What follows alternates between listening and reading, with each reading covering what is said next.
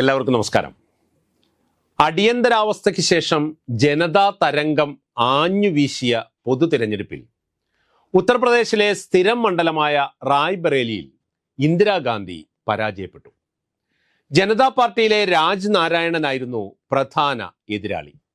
തുടർന്നാണ് കർണാടകയിലെ ചിക്കമംഗ്ലൂരിൽ നിന്ന് ഉപതിരഞ്ഞെടുപ്പിലൂടെ ലോക്സഭയിലെത്താൻ ഇന്ദിരാഗാന്ധി തീരുമാനിച്ചത്.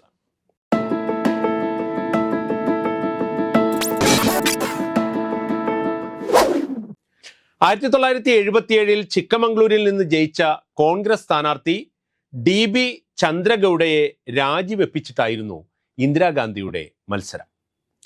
ലോകം മുഴുവൻ കാതോർത്തിരുന്ന ഒരു തിരഞ്ഞെടുപ്പായിരുന്നു അത്. ശൃംഗേരിയിലെ ശാരദാ മഠത്തിലും ധർമ്മസ്ഥലിയിലും പോയി അനുഗ്രഹം തേടി വന്നിട്ടാണ് ഇന്ദിര പ്രചാരണം തുടങ്ങിയത്. ചിക്കമംഗ്ലൂർ എന്ന കന്നഡ വാക്കിന് ചെറുമകളുടെ പട്ടണം എന്നായിരുന്നു അർത്ഥം. അത് ഉൾക്കൊണ്ടുകൊണ്ട് നിങ്ങളുടെ കൊച്ചുമകൾക്ക് വോട്ട് ചെയ്യാനാണ് അവർ ജനങ്ങളോട് അഭ്യർത്ഥിച്ചത്. അതിന് നെഹ്റുവിൻ്റെ കൊച്ചുമകൾ എന്നൊരു വ്യാഖ്യാനവും കിട്ടി. ഇന്ദിരയുടെ തേരോട്ടം എല്ലാ കാലത്തേക്കുമായി അവസാനിപ്പിക്കും എന്ന് തീർച്ചപ്പെടുത്തിയായിരുന്നു ജനതാ പാർട്ടിയുടെയും കോൺഗ്രസ് വിരുദ്ധരുടെയും പടപ്പുറപ്പാട്. അതിനായി അവർ കർണാടകയിലെ മുൻ മുഖ്യമന്ത്രിയും രാജ്യസഭാംഗവുമായിരുന്ന പഴയ കോൺഗ്രസുകാരൻ വീരേന്ദ്ര പാട്ടീലിനെ തന്നെ കച്ചകെട്ടിച്ചു.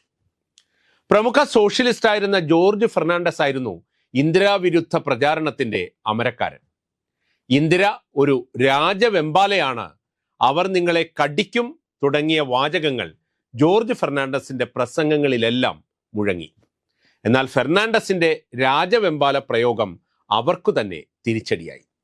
കാരണം കർണാടകയിലെ ഉൾഗ്രാമങ്ങളിൽ പലതിലും ഗ്രാമവാസികൾ രാജവെമ്പാലയെ ദൈവമായി ആരാധിച്ചിരുന്നു. ഒടുവിൽ വോട്ടെണ്ണിയപ്പോൾ ഇന്ദിര വോട്ടർമാരെ ആരെയും കടിച്ചില്ലെങ്കിലും എതിർ സ്ഥാനാർത്ഥികളെ കടിച്ചു കുടഞ്ഞു. വീരേന്ദ്ര പാട്ടീലിനെതിരെ 77,333 വോട്ടിന്റെ വമ്പൻ ഭൂരിപക്ഷം നേടി അവർ മറ്റ് 26 സ്ഥാനാർത്ഥികൾക്കും കെട്ടിവച്ച കാശ് നഷ്ടമാക്കി. ജനതാ സർക്കാർ തമ്മിലടിച്ച് താഴെ വീണതിന് ശേഷം 1980 നടന്ന തിരഞ്ഞെടുപ്പിൽ ഇന്ദിര 2 മത്സരിച്ചെങ്കിലും അതിലൊന്ന് ചിക്കമംഗ്ലൂർ ആയിരുന്നില്ല. സ്ഥിരം മണ്ഡലമായ റായ്ബറേലിക്ക് പുറമെ ആന്ധ്രാപ്രദേശിലെ മേധക്കിലാണ് അവർ ജനവിധി തേടിയത്. 2 ജയിച്ച ഇന്ദിര വീണ്ടും പ്രധാനമന്ത്രിയായപ്പോൾ റായ്ബറേലിയെ കൈയൊഴിഞ്ഞ് മേധക്കിനെ ചേർത്തു പിടിച്ചു. മറ്റൊരു കഥയുമായി വീണ്ടും നാളെ.